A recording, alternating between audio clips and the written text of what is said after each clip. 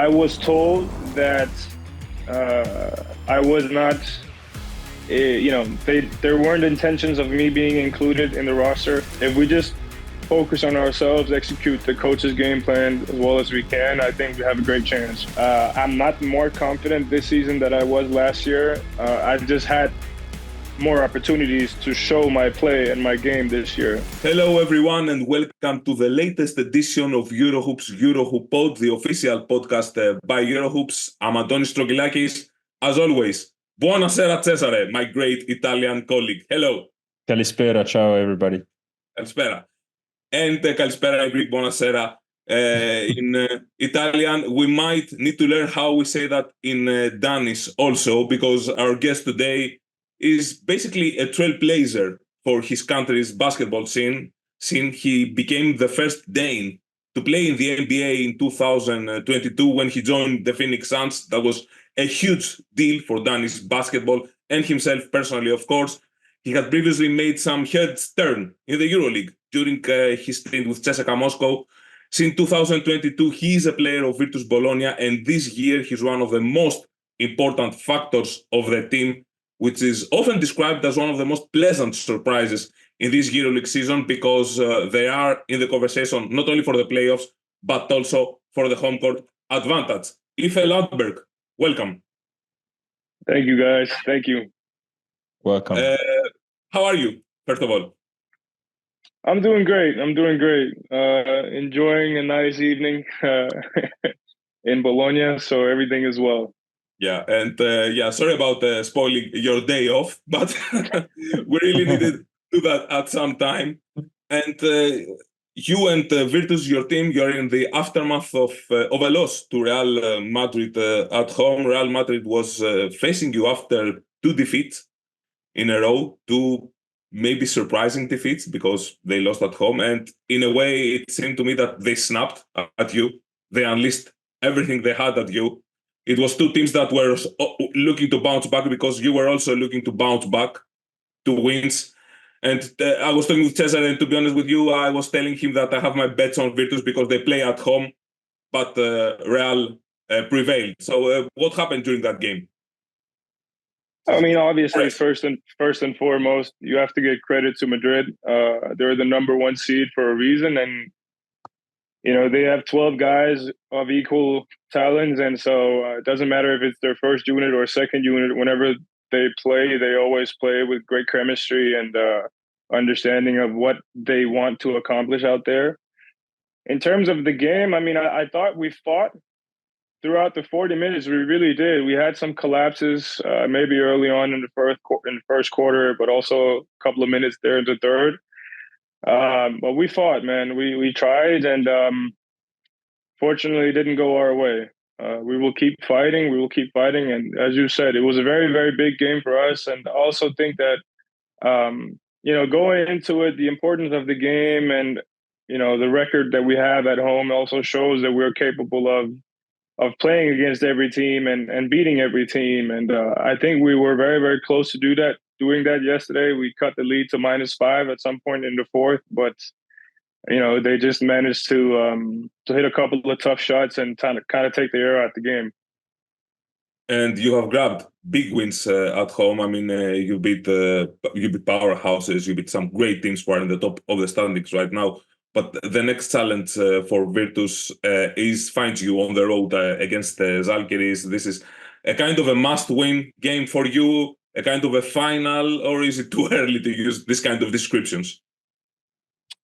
I mean, you could say both, really. I mean, in some ways, it is kind of the final because we're moving into the final stint of the season. Our team is headed on a 4-game road trip, 2 games in EuroLeague, 2 games in the Italian League. And, it's always tough to play 4 away in a row. So we also understand that coming into this road trip, the importance, especially in EuroLeague, given our current position in the standings, that, these last 5 regular season games is a sort of a final for us in terms of the standings. So we will go into each game with the approach of a must-win. We understand as well that, going into Zalgiris encounter, going into Zvezda in Belgrade, two of the toughest arenas to play in on the road. But at the same time, we've also shown that we can play well in hostile environments. So if we just focus on ourselves, execute the coach's game plan as well as we can, I think we have a great chance. And of course, Žalgiris brings back memories from the very beginning of the season. First game of the season, tough loss for you guys at home against Žalgiris, and then you entered a long winning streak that made you believe in yourself and made you described by all Europe as a pleasant surprise, as Antonis said before. When did you guys feel that you have something truly good going on in Virtus this season? I mean, I'd say quite early on, to be honest. I didn't play in the first game of the season, but obviously I had practice with the guys, and you could feel the chemistry. You can feel the talent that lies within our group, and the more we got to play together there early on, the more we started to click, the easier it became. And our brand of basketball is to play unselfish basketball, play together, move the ball, etc., and just try to play hard. And I think we need to get back to that sort of recipe, and I think we will, so we can hopefully build a new long winning streak. Yeah. You talked about, you used the word chemistry, and there are 8 core players that are the same with last season. There's you, of course, there's Bellinelli, there's Paiola, there's Cordinia, there's Daniel Hackett, Tokosengelia, Miki, and Abbas. So you guys were together last year. You guys, along with Brian Dunston, of course, and are carrying the heavier load, if I may use it like that. You have the biggest task on the game of Virtus. What is different? What works better this year? And you guys did manage to click that well that season. And this year, everything is just so better, so more potent on the floor. I think our cohesiveness on the floor. I mean, last season obviously didn't go so well in the EuroLeague, and I think that the core that remained remembers that. We want to show a different side of Virtus basketball at the highest level, and also, the style that we played this season is somewhat different than what we played last year. There's more freedom, and guys are playing sort of more into their all individual style within the team concept. And I think that's why that we have had more success this season. So, yeah. Talking about your personal performances, you are averaging a little bit smaller numbers, but the impact that you're having on the team all throughout the season is visibly bigger. Like, everybody is concerned about your level of playing, especially in clutch moments with clutch shots. We all remember the shot against Milan, Barcelona, Bayern Munich against a great defender like Weiler Bab, and then the 2 games against Partizan. So talk about your personal performances, if you think that you made a little bit of a step ahead, or if something changed, or if you think just more confident on those clutch moments. I don't think I've taken a step ahead in that regard. I mean, perhaps maybe a little bit because I work on my game in the summer, but in terms of my talents, I don't think that I'm a lot better this season than I was last year. I'm not more confident this season than I was last year. I just had more opportunities to show my play and my game this year. I think a lot of people, they mistake confidence with opportunity, because I've been confident in myself my whole life. I put a lot of time and hard work into what I can do in my craft. And so I'm a person that whenever my opportunity or my name is called, I try to take advantage of it. And my opportunities this season, for whatever reason, is bigger.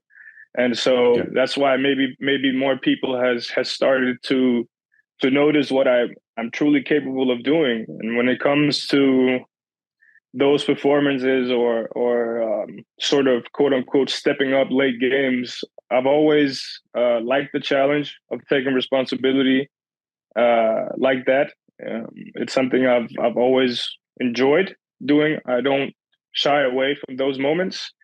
And most importantly, my coaches and my teammates believe in me in those moments. And so for me, when you have the trust of everybody else, it's easy to just continue to be myself.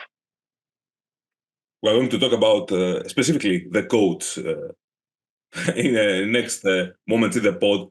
But I'd like to also take you back a bit to maybe clear the air about this.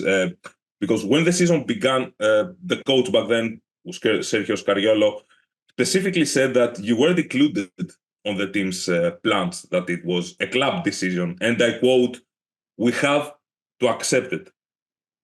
Back then, were you communicated something like this by the club? Were you informed by the coach or an executive, "Hey, Iffe, sorry, but we don't have you on the plans of the team"?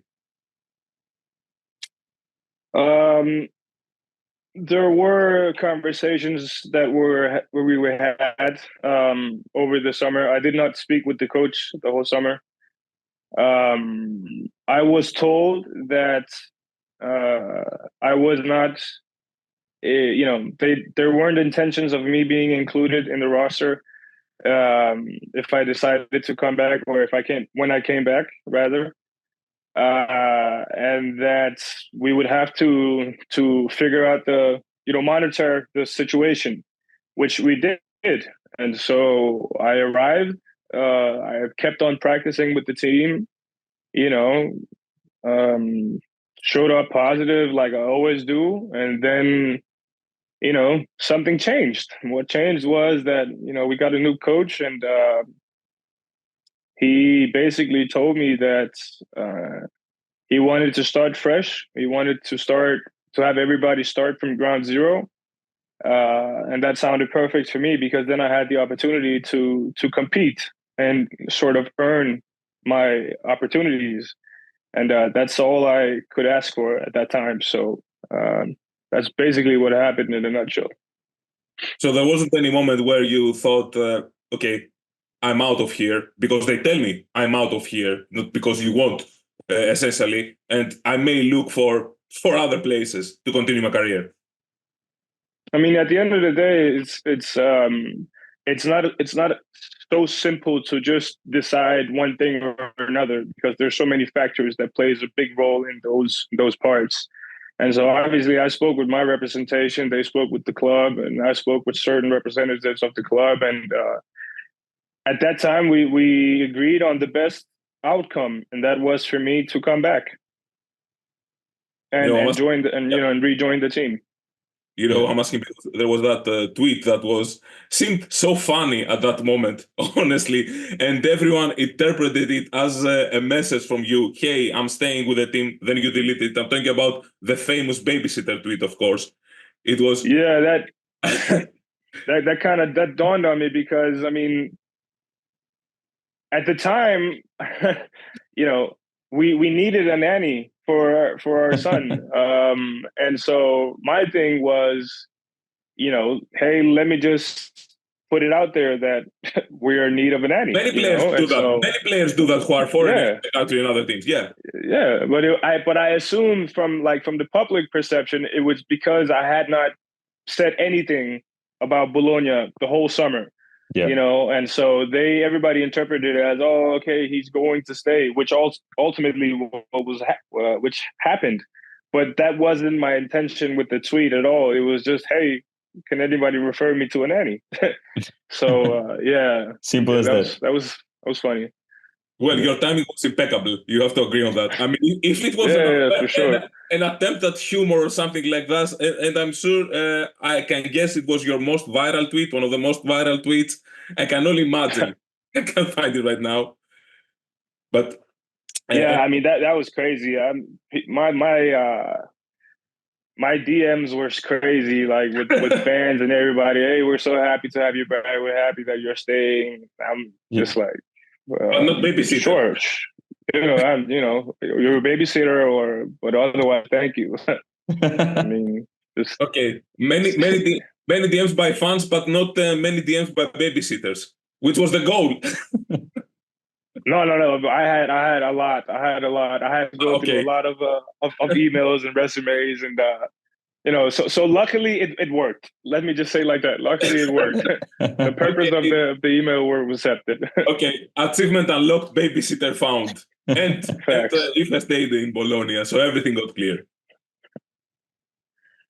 You just mentioned yourself the impact of Luca Banchi, the special impact of Luca Banchi. It was a crazy September for him, coach of the World Cup with Latvia, then getting a call when coming back to Bologna, hey, Virtus wants you, he's coming, everything's rushed, Italian Super Cup, and then I was honestly very surprised. I always liked the way Luca Banchi is coaching, but I was very surprised with the way he put up this incredible Virtus team. Drive us through the role and the impact is having on you guys on a daily basis, because there's on the court stuff, but I think that when talking about Luca Banchi, there's also a lot of other meanings that comes within how to manage the locker room and stuff like that. To be honest, man, I really think that it's just his demeanor. He's a technician like or tactician like every coach needs to be, of course, but at the same time he's so down to earth. Like he knows when to turn on the switch, and when to just be quote unquote a normal person. It's very easy to talk to him. His approach to the game, to life in itself, and I think ultimately he understands or makes us understand that it's us who's on the floor, so we got to be able to make quick decisions. We got to be able to play off instincts and, use him as a reference as the coach should be on the sidelines, and so when he just came in and kind of gave us his philosophy and essentially just made us buy into it, I think that's where it kind of changed for everyone, because it was like, okay, it sounds like we can just play, and then when we went out there to practice it and we started playing the games, and we just felt the quote unquote freedom, and we just felt how easy it was to make mistakes, but learn from the mistakes, like just play. That's where it really started clicking for us, because then everybody, like I started up by saying, started to feel more comfortable by playing their own individual style, but still playing under his concept and towards his philosophy. Yeah, and that's one thing that sorry, Cesare, that's one thing that I noticed is that it seems to me that there are games. Okay, it can't happen in all of the games, because if it happened in all of the games, then you guys would have scored 120 points per game. There are games where every player of Virtus has given his maximum. It seems that the coach can take the maximum for each player.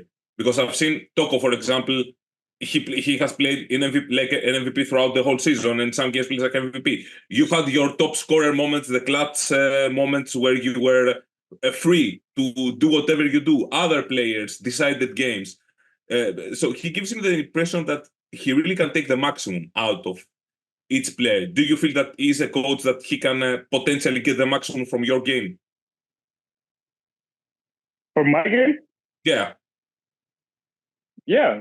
I mean, we have a good relationship, and that's what I'm most appreciative of him, because he lets me play, and obviously I am aware of what I am capable of doing out there, and so because I put everything into it, and so I feel like I've showed it again and again and again what I can truly do, and he's there to help me, he's there to guide me, and once you just let certain guys loose and let them play, most often than not, the results become more clear. And that's how I have felt. He has just shown me that he believes in my abilities out there. And I have just sort of, quote unquote, taken advantage of it. Okay, he trusts me, so let me just go out there and make sure that I don't make him look bad. Yeah. And like, especially after the win at home against Partizan, there was a quote by Coach Banchi saying that Iffe Lundberg is a immensely talented player, but we're also finding out now his capacity of staying concentrated, calm, relaxed, even on difficult moments, in the decisive clutch moments of the game. Do you believe that way? Do you believe that? Do you think that he basically, the coaching staff kind of learned you more throughout the season, like months by months, game by game? Oh, of course. I mean, so there were a lot of changes in the staff since the beginning of the season, and just by me looking at the World Cup and how certain guys on the Latvian team played, I kind of got the idea of how Luca he coaches, and then when we added Lassi as well, so it takes some time for guys to know each other, for me to earn his respect, and for him to have that trust in me. And so the more games we played, the more conversations we had, the more practices and so on we had, it became more fluent. And so, like I said, for me, the fact that he just has me out there and he believes in me and he just lets me play, that in itself is a reward, so to say, because I'm always trying to be calm out there. I'm trying to make the best possible decision that I think is right for the team.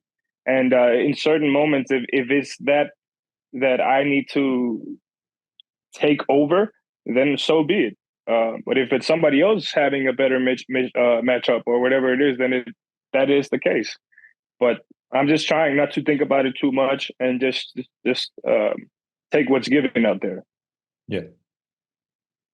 Speaking about differences this season, especially in comparison to the previous season, I read a very interesting quote by Virtus CEO Luca Banchi a couple of weeks ago. He said these things that got me really curious. He said, Banchi transformed the mentality of a depressed team, and I quote, that the group was living a deep psychological distress. Did you ever feel that way last season? Did you feel that the group was depressed, that you were experiencing this kind of emotional state that Luca Banchi describes?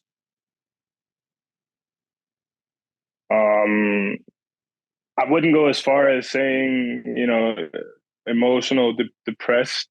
I'm just saying that I think it's pretty clear to see on at least the 8 players that were here last season, the difference is their play, and I'm not going to go too much into it because I think the way that we play and the performances each of those 8 players has had should be enough to say that the biggest difference from last year and this year. I mean, everybody is more happy. Everybody's more locked into in terms of what's at stake, because now we've sort of transformed into this contending team. And even last year, I think we had a great team. It was just something just wasn't right. And so this year we're playing a lot more cohesive, a lot more free. And once we realized that, hey, we actually have a chance of competing for a championship this season, everybody bought into it and we're more locked in, so to say. Yeah, that's what I'm going to say about that.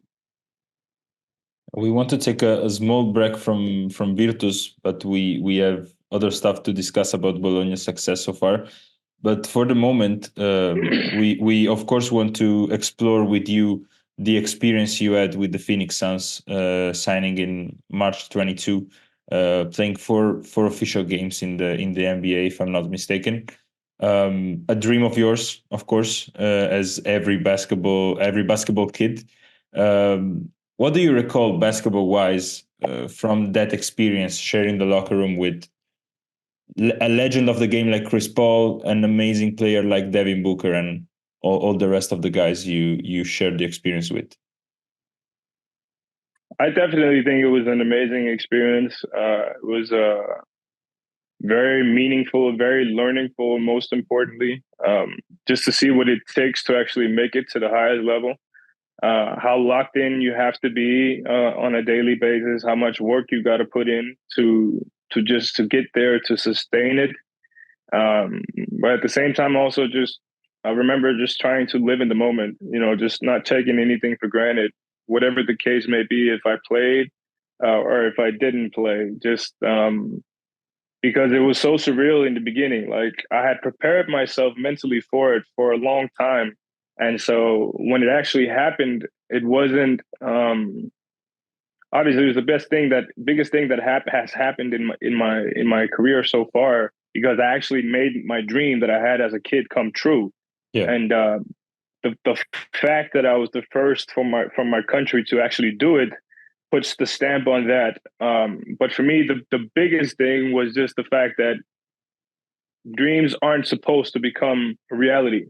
You know, we always say as a kid, oh, I want to become this, or I want to become that, or I want to have 8,000 square feet home. You know what I mean? But you dream of these things. So when it actually happens, that's like, wow, you know, I can clap myself on the shoulder and say, wow, you actually did it. And so, but then, I mean, the experience was amazing. It was fun, and I enjoyed every moment of it. You know, if I've talked to many players who played in the NBA, Europeans who played in the NBA and then returned to Europe and didn't manage to stay in the NBA for long. They didn't play a lot of minutes. They didn't play many games. They struggled to find a position on the team.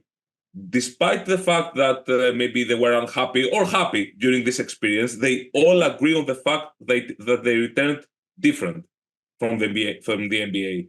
When it comes maybe to physical aspects of their game, maybe they improved some things, or their mentality.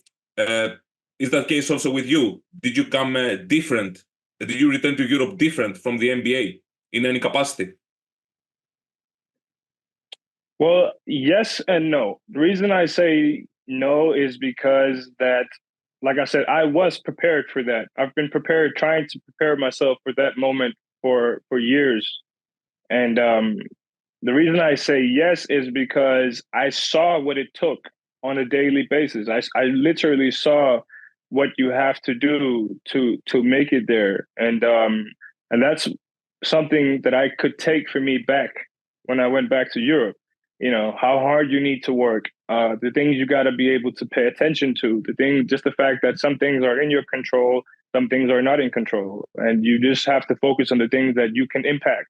You know, and so I would definitely say I had a couple of positive things with me from the NBA for sure. With all that being said, would you look to go back if the opportunity comes, or once the dream is accomplished, I want to stay with my family, in a more relaxed, let's say, circumstance in Europe or something like that?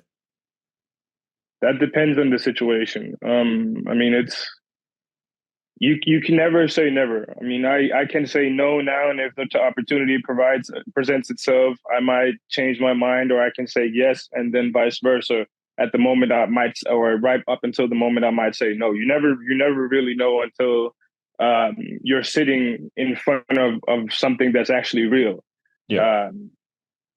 So maybe or maybe not. I really don't know. Yeah, right. So Denmark, not your traditional basketball country. I don't know how much popular the NBA is in Denmark, or how much popular it suddenly became in Denmark and basketball in general, because, wow, one of our guys is here. Hooray for that. Of course, this can bring more exposure to the game in general. I mean, Lauri Markkanen did something to Finland. He came to the NBA and suddenly there was a basketball boom in the country. It was mildly popular, but nothing like it is now. Do you have, of course, okay, I'm not comparing Lauri Markkanen and you specifically, but it was a big deal when you went to the NBA. Did it have an impact in the way basketball in general is perceived in your country? Without a doubt. NBA basketball has been big in Denmark for a long time, because I think we do a good job of covering that. Basketball in itself is not big in Denmark. It's on the rise, given the success that the national team, have had over the last couple of years. and also the success that the best team, Barking Bears, has had when they, did well in Champions League one season and always try to compete there. But of course, it's inevitable that when you have somebody who's at the top of the sport and being the singular person to do it, it does something to the perception of the sport within the country. And when I made the jump, inevitably it also focuses a lot more of those people who doesn't really sort of say basketball in Denmark is not big. And then when they finally see someone who's playing in the NBA, it's like, okay, maybe we should look more carefully at Danes. So I also think that the upcoming generations maybe have benefited a little bit from that, because it's like, oh, okay, they had one guy, maybe they will have more who can actually do it, because we have many promising young talents that I really think will be really good in a couple of years. And so I think that helped a lot. As you said, the future looks bright for the national team. You chased and reached the dream of playing in the NBA, but as we discussed about it a few weeks ago, another dream of yours is there, bringing Denmark to potentially EuroBasket 2025. How big would it be that for Denmark, for your country? I mean, it would be, for me personally, it would mean the world to me. I've been on the national team for 11 years now, and I've played 4 qualification rounds for the actual EuroBasket, and I've come even closer every time. So I hope this is the year. For basketball in general, obviously, when you make it to the big rounds, or someone or whatever it is, whenever there's this big significance that happens, it's going to make all eyes turn on that particular thing. And that's one of my goals, to make sure that Danish basketball takes a big, big leap, because, I'm very passionate about the sport. I love the sport. I welcome more and more people to join it, to pick up the ball, because I like it. I really like it. And so I think it would definitely help. And so, like I said, for me personally, it's a dream, man. Like, it sucks. It sucks, playing in the NBA, playing in EuroLeague, playing against all the top level players, but never played against them with my country. Because everybody that knows me knows that when I put on that jersey, something changes. Because then it's not just about like, oh, it's this player who plays for whatever it is. No, it's those 12 guys that plays for their nation, for their flag. You know what I mean? Like, that's what I try to tell all of my guys. Like, look, we play as a unit. We have a common goal, and that's representing our country, showing to the rest of the world what Danish basketball is about. And as an athlete, professional athlete, I don't think there is a greater honor than representing your country, because, okay, basketball in Denmark is not big, so we don't have 5,000 players at a high level, or whatever the case may be. We have selected a smaller amount. But at the same time, you still have to fight to get your spot. And that whole element should be a confidence boost to you, because it's a reward, to be selected as the final 12, the best 12 to represent your country. I think it means something. For sure. Wow. And I smiled a lot before, because when you said there's no bigger thing, no bigger honor than representing your country, basketball, that is the most special thing. This is what EuroLeague legend Vasilis Spanoulis said, that it was one of the first, if not the first thing that he told his players in their first meeting, that you have to realize that this is the top that you can get when it comes to honor representing something, you're representing your country. Exactly what Vasilis Spanoulis said. So it's great. I mean, it's an overall. I didn't even know that. Yeah? I didn't even know that. That's crazy. Yeah, that's what Spanoulis. He said that I explained to everyone that this is the biggest honor that you may have. So you share the sentiment. Yeah.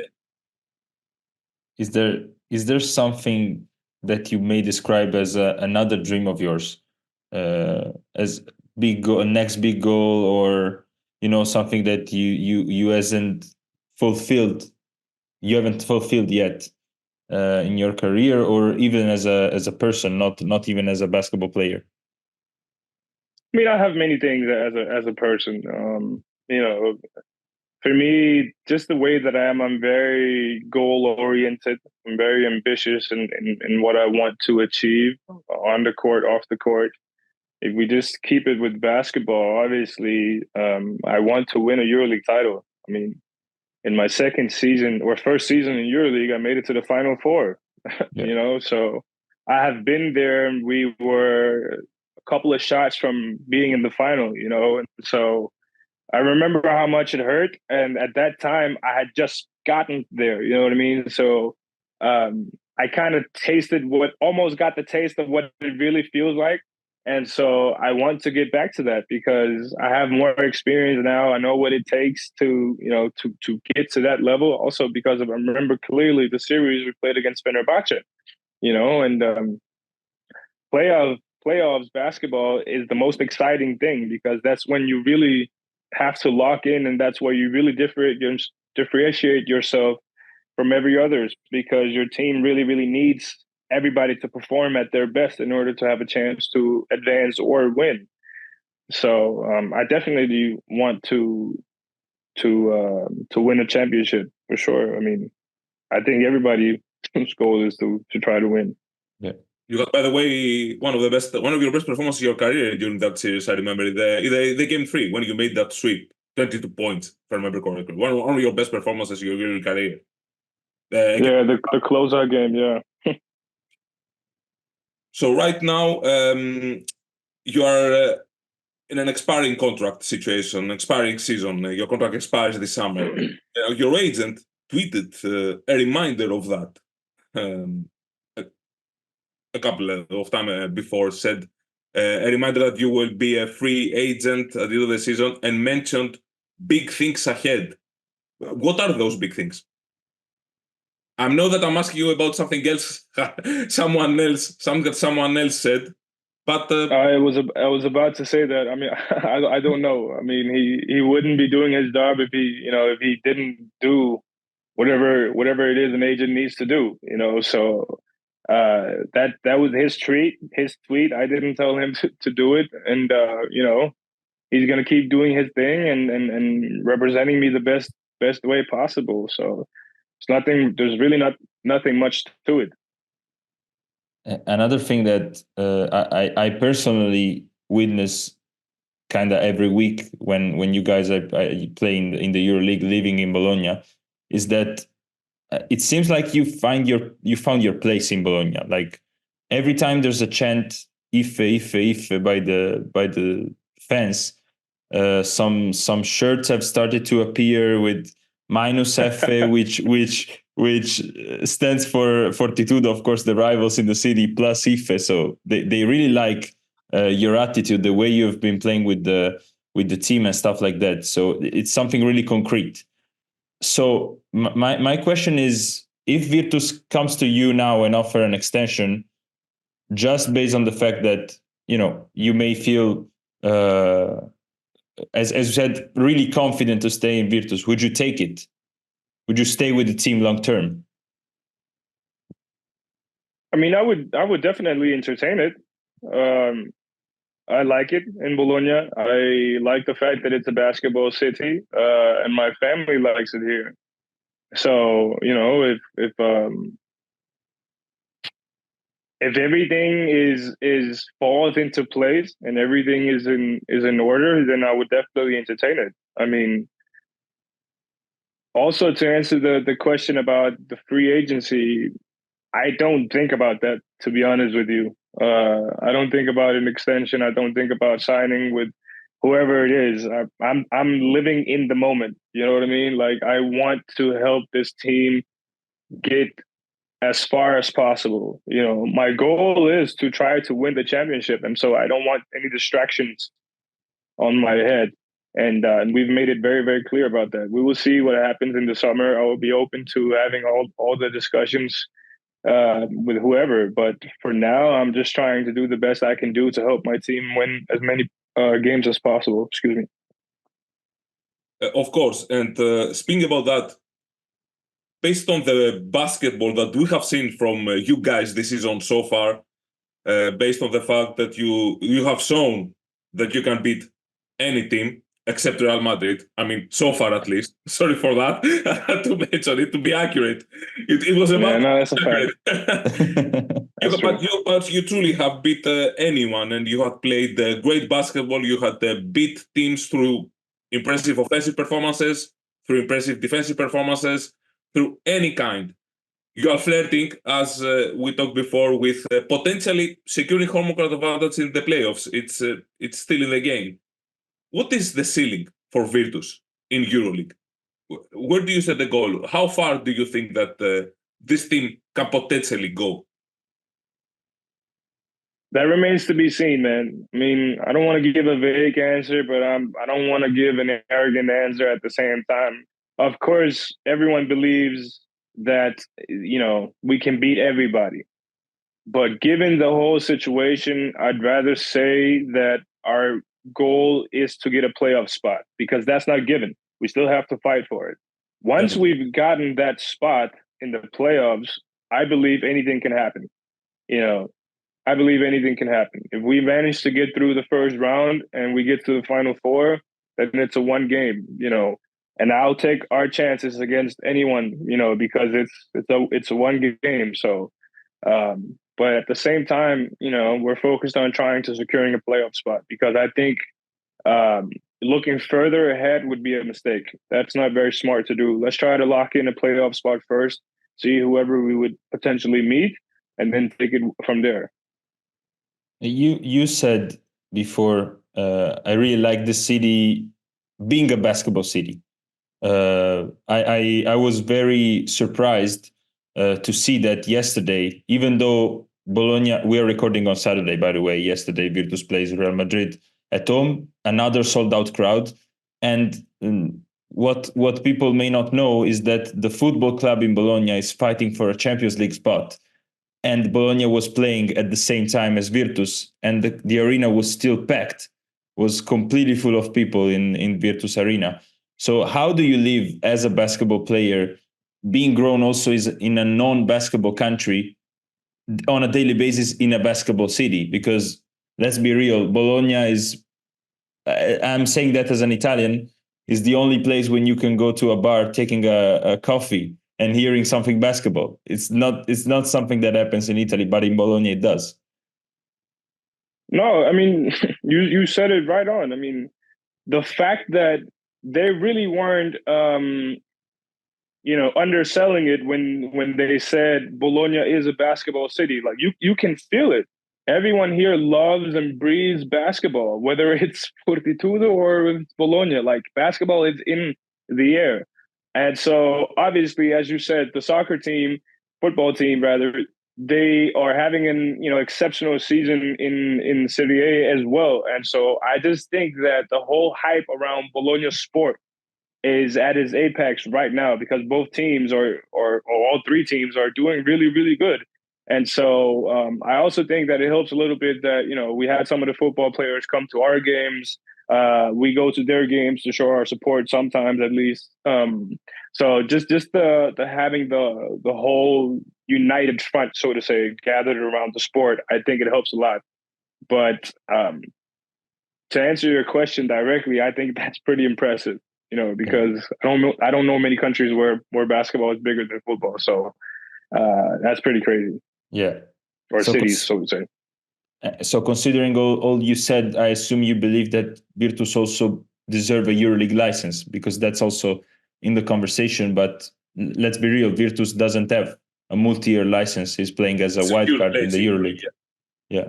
I definitely believe that this team should or this club should have a multi-year license for sure, because you can see the impact it has on EuroLeague basketball. I mean, I don't know how many games in a row we've sold out. Like you said, we deliver a good product in terms of competing night in, night out, beating a lot of the teams. So it's a great brand of basketball that Virtus presents. So I hope that the club gets it. Touching quickly on the clutchness side of things that have brought you under the spotlight this season in the EuroLeague. As we said, Milano, Barcelona, Bayern Munich, 2 times against Partizan, you made your presence felt, let's say like that. And EuroLeague included you in a photo with the question, who is the most clutch player this season, including also Cody Miller-McIntyre, Mike James, and Mario Zonia. In your eyes, who is the most clutch player in the EuroLeague this season? Me. I mean, that's not a knock on that. That's not a knock on anybody. I mean, if you ask me who would I take to take the last shot, I would take myself. Probably they would also choose themselves. I mean, but that's my honest answer. For sure. So who's the, let's say like that, let's rephrase it as, who's the most clutch player in the EuroLeague not named Iffe Lundberg? I mean, that's a tough one. I mean, you said Mike is in there because he was, I mean, I played with Mike and I like Mike, and Mike, he is clutch, obviously. We had a battle against them a couple of weeks ago where he made some tough shots down the stretch, and unfortunately I missed mine, and that ended the game. Yeah. So you know, Mike is really clutch as well. Okay. Yeah. Even the shots you miss are sometimes not meant to be out. I mean, I really remember that shot near the end in Piraeus, that the ball didn't circle around the rim and then went out. And I remember your reaction. You had that smile. How on earth did that happen? A smile, I mean, come on, let's be real, please. Yeah. Why? Yes. Because I mean, and that's the thing, like, because it felt good. It felt like it was going in, and it was rattling around 3 times, and it went out. And I was just like, okay, it's just one of those days. Because make or miss, I am still going to believe in my capabilities of making shots. You know, that's I am under the mindset of you cannot control that. You can work as much as you can to have the probability of making more shots than missing. But at the end of the day, I don't have control over it going in or not. You know, I can do my due diligence. I can work as hard as possible to make sure I make more shots than I miss. But sometimes you do miss, and you just gotta live with it. Yeah.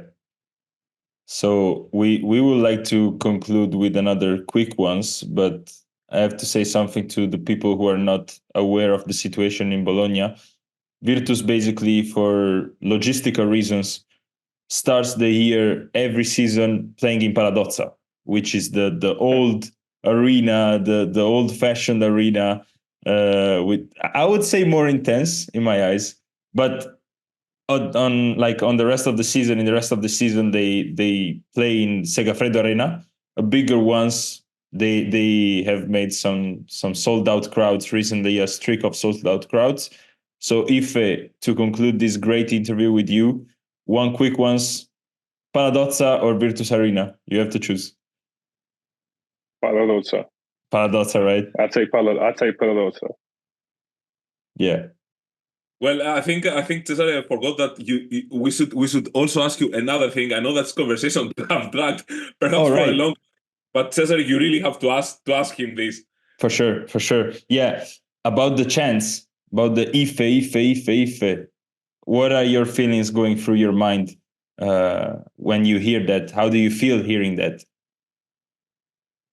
I mean, it's warm thoughts. I appreciate the support and the love I get from the fans, especially considering, you know, what happened last season and over the summer, etc. So I'm happy that they appreciate my game, appreciate me as a man, whatever. And it's always nice to hear that out loud. You know, I did not expect it, to be honest with you, that, you know, you have a whole arena so many times yelling my name, but it means I'm doing something right. So that's a clap on my shoulders, and, you know, just gotta hopefully I can sustain the level, so they're all happy. Right. And fans of European teams from the Mediterranean, many people, some people who watch this or listen to this don't get it. They are not. They may be generous with their compliments and their praise, but it doesn't mean that they just give it to anyone. They will give it for you when you deserve it. They will appreciate effort. They will appreciate hustle. They will appreciate someone who really does his thing and he really deserves the praise.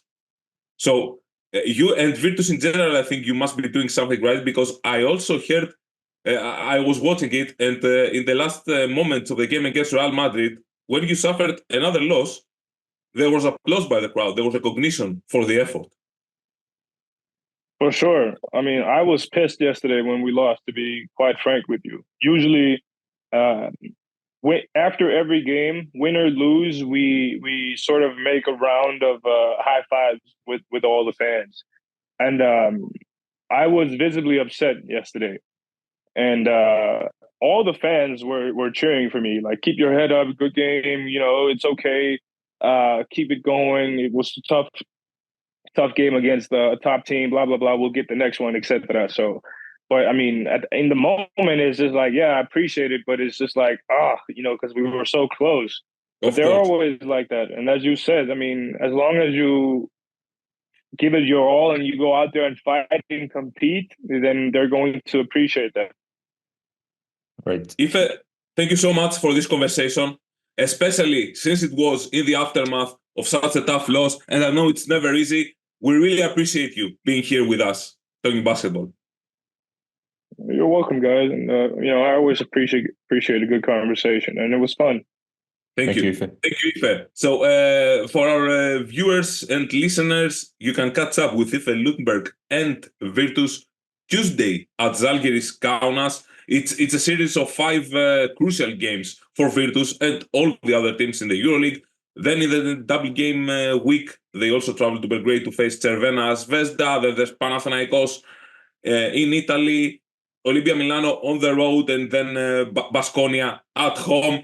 At least a good thing to finish the season at home. It will be a crucial game, but a good thing to finish the season at home to play that decisive game. So you can catch up with Iffe and Virtus in all these games. Once again, enjoy your weekend, Iffe, and thank you. Appreciate it. Likewise, guys. Have a great evening. And thank you, Cesare, once again. For the podcast, to our viewers and listeners, you can check out our podcast, of course, on YouTube, Apple, Spotify, and various other platforms. See you next week with another interesting guest. We hope. Farewell and good luck. Peace.